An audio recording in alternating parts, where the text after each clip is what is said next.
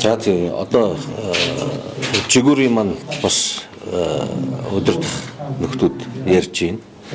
Ер нь бол энэ намын дотоод ардчлал гэдэг зүйл алдагдаад байгаатай холбоотой жигүүр байгуулагдаж байна. Тэгээ энийг бол одоо дэмжиж ажиллах зүгээр харахгүй.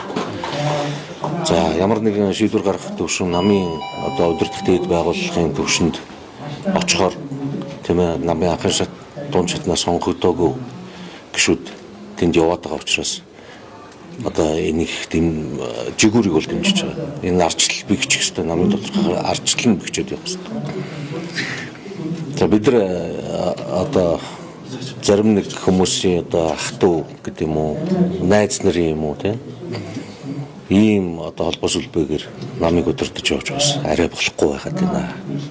Энэ өнцгөр хандж байгаа. Та улсын хурлын гишүүний Батбат дарагтай нэг намын одоо бас гишүүний үед уулзсан уу? За жигүүр байгуулагдах цаашлаад намын үйл ажиллагаанд одоо ганц хүний одоо идэвхтэй оролцоо байгаа талаар санал бодлоо хийсэн үү?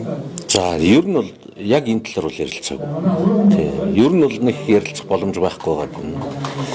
Мэдээж нөгөө сайдын ажил ихтэй учраас гадаад дотоод их явах шиг байна.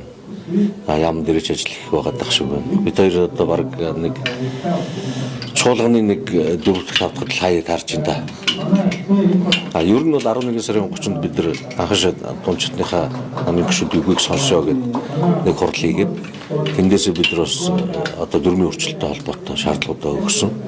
За тэгээд тэрийг бас авч үзсэнгүй, хэлэлцсэнгүй. Цаашдаа юу яах вэ? Одоо намын дарга нь өөрөө ингээд оройлоод арай өөр чигтэй одоо намын гишүүд жигүүр байгуулах хэмжээнд хүртэл чинь үзэл бодлого итгэл үнэмшил илэрхийлээ явъя гэдэг. Ингээд хоёр талдаа яваад байх хэрэгтэй. Энэ жигүүрийг бас өнөөдөр ярьж байна те.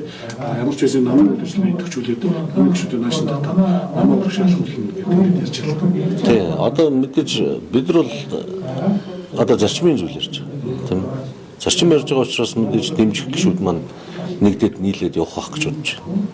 Мэдээж одоо анхны шат гэдэг юм уу дунд шат гэдэг юм уу гишүүд маань олон болох тусам бидний үгийг сонсох ёстой. Тэр зөврөл явж байна. Нарантуяа нараа гишүүний хувьд ямар байр суурьтай өнөөдрийн жигүүрийн уралдаанд ирсэн ирэх байх шүү тий. За нараа гишүүн чинь нөгөө нялх хөвгттэй. Тийм тэгээд цадах чинь нөгөө хөдөө гэртэй байгаа даа.